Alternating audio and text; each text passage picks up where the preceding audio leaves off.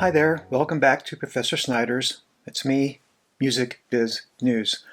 For this episode, I decided to take a break from talking about articles about AI, like this, from sensual butt songs to Santa's alleged coke habit, AI slop music is getting harder to avoid.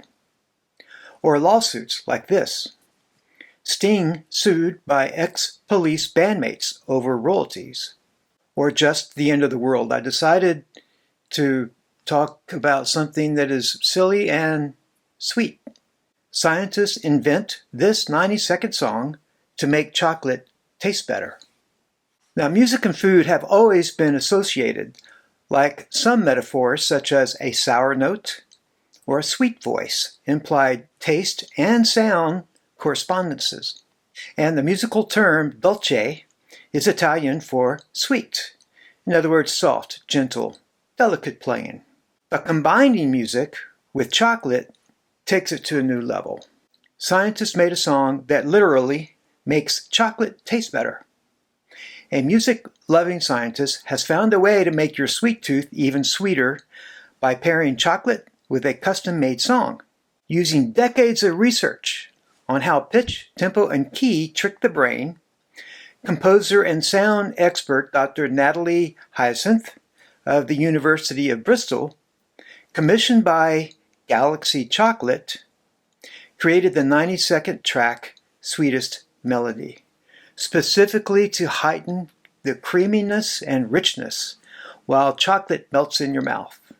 The soft, piano-heavy track at 78 beats per minute is designed to sync with the time it takes for chocolate to melt on the tongue, making the flavor seem richer and smoother. The song focuses on making chocolate a holistic experience, moving beyond just the flavor to include the sensations of creaminess and texture. It's not really a song, it's more of a piano composition, a trio. And if you want to check this out for yourself, grab a Hershey's Kiss and put it in your mouth and play the music. And here it is.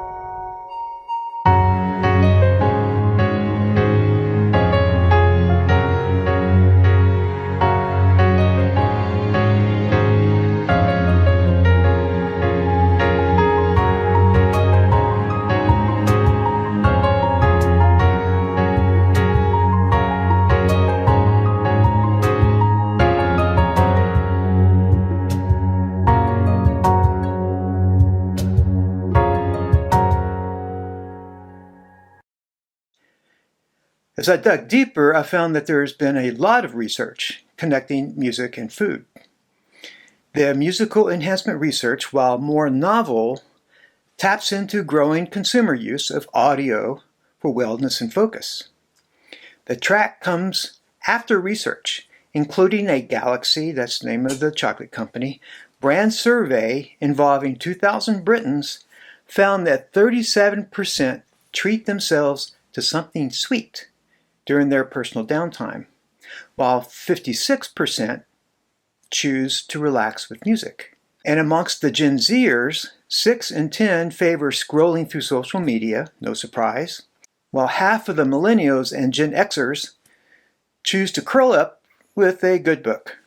With more people already using music to de-stress or focus, this tasty experiment is turning dessert into a full-on symphony. Romy Makowitz, brand director at Galaxy, said, "By inviting the public to explore how music can refine their chocolate experience, we're not only offering a delicious treat, but a symphony for the senses. We want people to make the most of their me time, and listening to our track for just 64 seconds a day could give them an extra 2 hours of me time a year. Dr. Hyacinth said, "This initiative shows how enjoying chocolate can be a multisensory experience that goes beyond taste to engage all the senses. The power of music to enhance our enjoyment of chocolate is a thrilling prospect." And there's a lot of science behind chocolate and taste. Scientists unlock chocolate secrets with microbes and music. Scientists have achieved dual breakthroughs in enhancing chocolate's taste through both microbial engineering and musical enhancement, offering the industry unprecedented tools to control flavor quality and sensory experience. And how about food other than chocolate? Researchers at the University of Oxford have been looking for a link between sound and taste. They found that higher pitched music, think flutes, enhances the flavor of sweet or sour foods. Lower pitched sounds, like tubas, enhance the bitter flavors. And I found an article entitled "As Bitter as a Trombone: Synesthetic Correspondences and Non-Synesthetics Between Taste, Flavors, and Musical Notes." So you brass players out there, you make food taste more bitter. The piano was rated as the most pleasant at all pitches and the brass instruments as the most unpleasant, especially at lower pitches. Researcher Charles Spence and his team is currently working on what he calls synesthetic sounds. By asking tasters to match flavors with sounds, they discovered the connection between high-pitched sounds and sweets and low-pitched sounds and bitter taste. And here's a chart showing how various instruments match with certain foods. Note the relationship between coffee and strings and brass and woodwinds associated with salt. You can then start creating experiences where you play particular kinds of music or soundscape to diners or to drinkers while they're tasting. We were able to show that we can change the experience in the mouth by 5 or 10%.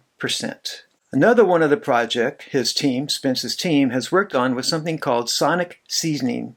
They take the results of taste tests involving a myriad of flavors, composers and sound designers who then craft sound experiences to match those taste experiences. Being a sound designer for food, maybe that's a new occupation. So for those of you who are inspired to compose for food, to do sound design for food, positive upbeat music can elevate mood, enhancing the sweetness of food. Slow or somber tunes may dampen taste intensity, making food less flavorful. And how do genres fit into this? Classical music is often associated with quality and can lead to greater enjoyment and preference for sweeter foods. Rock or hip-hop music can increase likings for salty or high-calorie foods. Jazz may promote preference for healthy or emotional foods like milk chocolate. So jazz is good for you. The tempo and volume of the background music can alter eating speed and even food selection. Faster music causes quicker eating. Softer melodies encourage healthier choices. Ethnic or themed music can cue consumers to select regionally congruent foods, such as choosing French wine while French music plays. White music or loud environments can suppress sweetness and saltiness perception. So blasting Black Sabbath while you eat could suppress the sweetness of that piece of apple pie. So I live about 10 miles from Hershey, PA, chocolate capital of the world. And I wonder if they would commission me to write music for people to listen to while eating a Hershey bar. I bet Spotify will soon have playlists matching music to certain foods. So there, no mention of AI or lawsuits, and maybe the Verve were onto something when they wrote Bittersweet Symphony. Hope you enjoyed this. Now go eat some chocolate, listen to some nice piano music, and savor the moment. Relax. Thanks for watching.